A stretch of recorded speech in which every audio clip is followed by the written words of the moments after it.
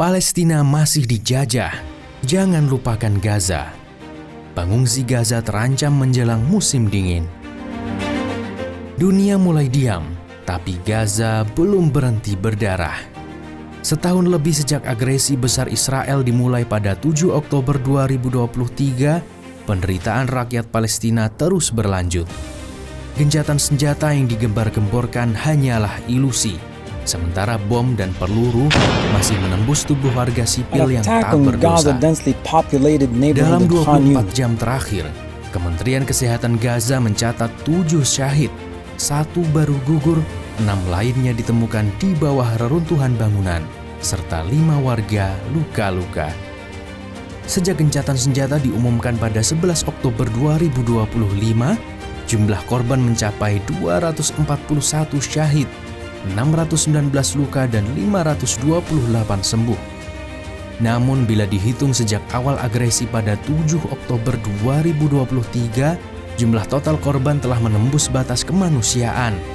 69.176 warga Gaza gugur syahid, 170.690 luka-luka. Ribuan korban lainnya masih tertimbun di bawah puing karena tim evakuasi tidak bisa bergerak bebas akibat blokade dan serangan udara yang terus berlanjut. Penjajahan yang terus meluas. Tidak hanya Gaza yang terjajah, di Yerusalem Timur, pemukim Israel membangun pos baru yang berpotensi menggusur komunitas Badui dari tanah mereka sendiri. Sementara di tepi barat, pasukan dan pemukim Israel melakukan 2.350 serangan hanya dalam sebulan terakhir. Seorang pemuda Palestina, Musa Nasser, diserang oleh tentara penjajah di pos pemeriksaan Zaim, Yerusalem Timur. Dan di tengah penderitaan itu, OCHA PBB memperingatkan, Gaza menghadapi krisis kemanusiaan ekstrim menjelang musim dingin, tanpa rumah, tanpa pakaian hangat, dan tanpa pemanas. Ratusan ribu keluarga kini hidup dalam tenda-tenda yang compang-camping, di bawah hujan dan udara dingin.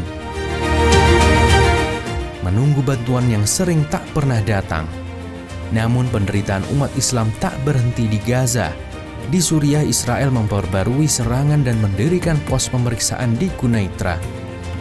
Di Lebanon Selatan, Israel kembali menembakkan roket dengan dalih menarget penyelundup senjata yang disebut bekerja sama dengan Hizbullah, padahal korban sipil justru berjatuhan.